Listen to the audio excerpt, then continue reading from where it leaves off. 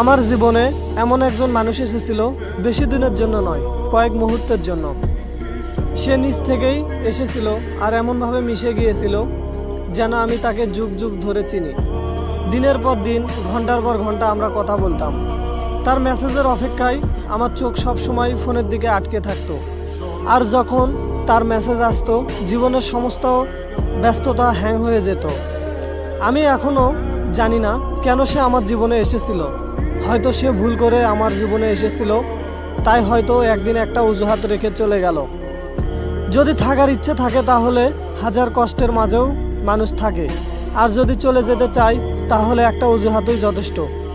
তুমি কি জানো, তুমি আমাকে ছেড়ে চলে গেছো, তাতে আমার কোনো আফসোস নেই।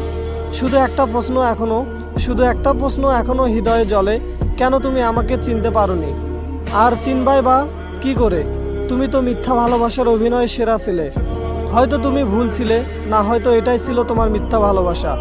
তুমি অভিনয় করে জিতেছো, আর আমি তোমাকে বিশ্বাস করে ঠকেছি। জীবনের সব থেকে বড় ভুল করেছি আমি, তোমাকে ভালোবেসে অন্ধের মতো বিশ্বাস করে। শেষে কিনা তুমি আমাকে অন্ধই প্রমাণ করবে, সেটা জানা ছিল না। তবু আমি চাই এই ভুলটি আমার বাকি জীবন ধরে রাখুক।